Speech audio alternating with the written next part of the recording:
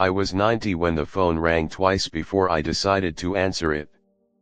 The third time, I almost let it go again, like I had been letting go of too many things for years without admitting it. The sound came from the kitchen, sharp against the silence of my house, the same silence that had been living with me since my wife stopped speaking to me the way she used to. If you are still trusting people blindly at my age, you either haven't been broken yet or you have learned nothing from it.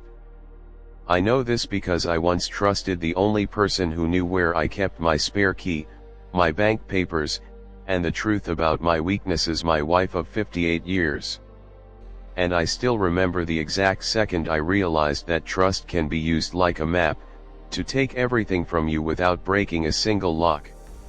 The phone rang again. This time I stood up too fast, felt the weight in my knees, and told myself it was nothing important. At 90, you learn to lie to yourself gently, like speaking to a child who already knows the truth but doesn't want to hear it out loud. There was a winter that never fully left our house after she stopped sleeping in our bedroom. Even in summer, I felt it in the walls.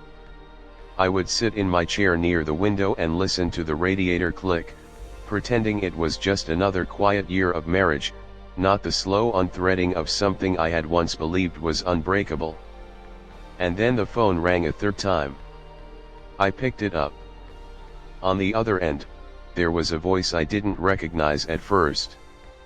But it used her name like it belonged to him more than to me. It didn't start with betrayal. That's the lie I used to tell myself when I was still trying to keep my life looking clean from the outside.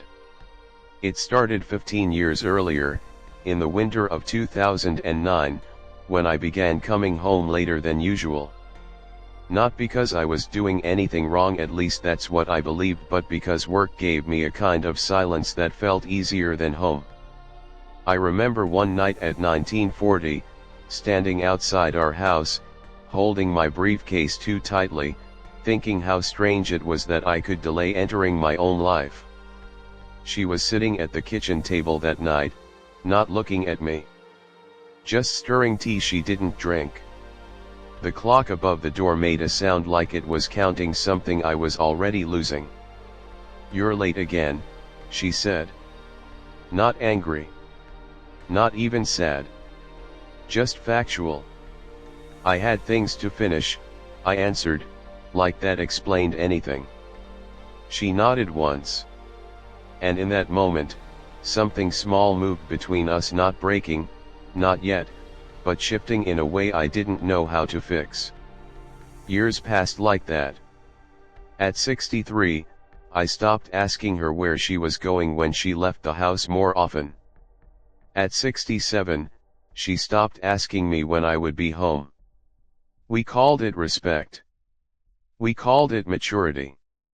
We called it understanding. But understanding is a dangerous word when it replaces attention. There was a day, I remember it clearly, when I came home at 21:15 and found the spare key missing from its hook. I asked her about it casually, like it didn't matter. She said she had moved it somewhere safer. I didn't ask safer from what. That was the first time I should have. And I didn't. The distance didn't explode. It organized itself. First seen 2014, 8:03 in the morning. I was standing in the hallway tying my shoes when I noticed she had started locking the bedroom door at night. Not every night at first. Just 2, sometimes 3 times a week. I remember the sound clearly, that soft final click that doesn't belong between two people who once fell asleep holding each other's hands. I asked her about it once. "It helps me sleep," she said without looking up from the sink. I nodded like I understood something I clearly didn't. Second scene 2017, 1847, a Sunday. I was sitting in my chair by the window when her phone rang on the table. She came back from the garden too quickly, almost too careful, and picked it up before I could see the screen. Her fingers were steady, but her breathing wasn't. That was the first time I noticed she stepped outside the room to answer calls she used to take in front of me. I told myself it was nothing. Old people learn to call everything nothing when they're afraid of what it might actually be. 13 2020, 22:30. I woke up to silence where she used to be. The bed was still warm on her side, but she wasn't there. I found her in the kitchen, sitting in the dark, holding a mug she wasn't drinking from. The light from the refrigerator cut across her face like a thin, indifferent line. "What are you doing up?" I asked. She looked at me for a long time before answering. "I didn't want to wake you." But we had stopped waking each other a long time before that night. And still, I pretended I didn't see what was forming between us. The phone rang at 9:11 in the morning. I remember the exact time because I had just poured myself coffee and was watching it turn too dark in the cup, thinking I should start buying something weaker. I answered on the second ring. At first there was only breathing. Heavy, uneven, like the person on the other side had run a long distance just to get to that call. Then a man's voice. "Are you the husband of Elena?" My hand tightened around the cup so hard I thought it would crack before I did. "Yes," I said. A pause. A short one. Not dramatic. Just enough to change the air in the room. "She asked me to call you," he said. I sat down without remembering choosing to sit. "She is in the hospital," he continued. "There was an incident this morning." I don't remember standing up. I only remember the chair scraping slightly and the coffee spilling onto the table like something finally refusing to stay contained. "What incident?" I asked. He hesitated. That hesitation stayed with me longer than the words that followed. A collapse. She was not alone. Not alone. Those two words didn't mean what I thought they meant at first. My mind tried to make them softer. Colleagues. Neighbors. Accident. But then he said it. "She was with someone you know." The room went very quiet after that. Not empty. Quiet in the way a house becomes when it realizes it is no longer being trusted. And then he added, almost gently, "She kept your name in her phone, but she didn't use it for a long time." A long silence followed. I think he expected me to speak. I didn't. Because suddenly I understood something I had refused to see for years. Trust doesn't break loudly. It ends in sentences like this one. I asked him one more question, though I already knew I shouldn't. "Who was it?" His answer came immediately. And it was a name that had once been in my home. On my birthday cards. At my table. I didn't hear the rest of what he said after the name. It wasn't because I couldn't understand it. It was because something in me had already stepped out of the room. I remember putting the phone down on the table, carefully, like it might explode if I dropped it too fast. My hand was steady in a way that surprised me. At 90, your body sometimes betrays you less than your mind does. I looked at the house around me, the same house I had lived in for 58 years with her. The same walls.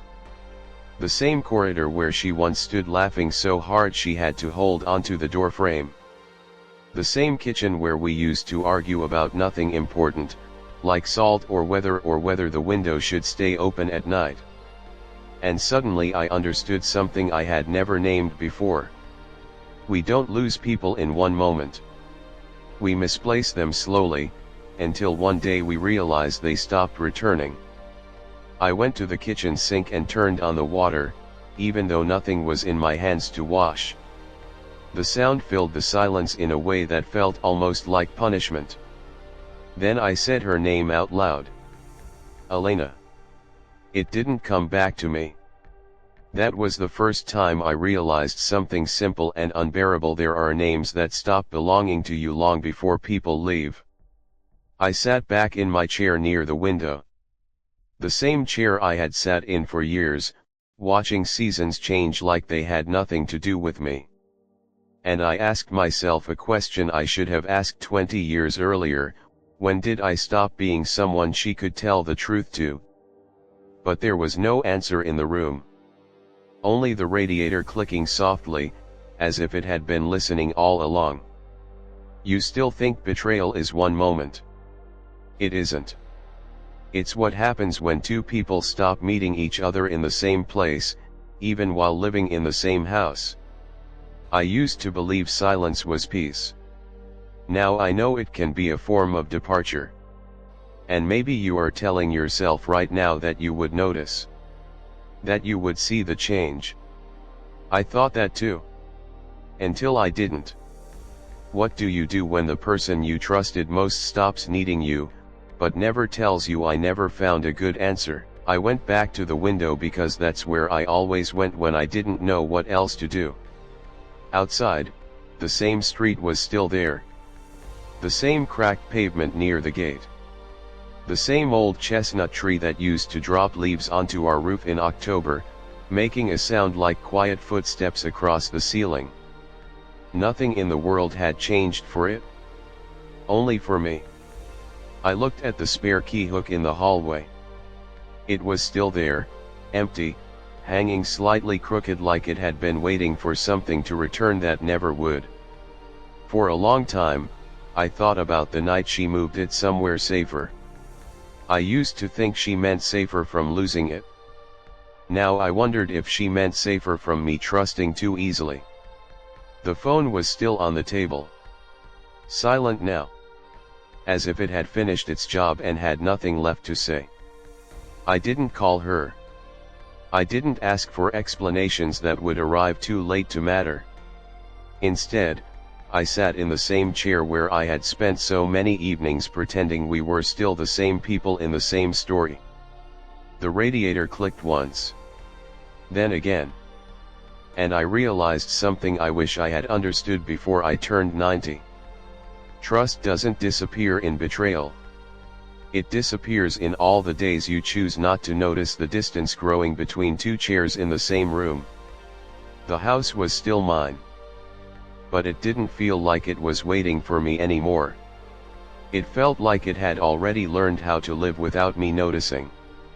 And for the first time, I understood what silence really is. It is not empty. It is full of everything you were too late to hear.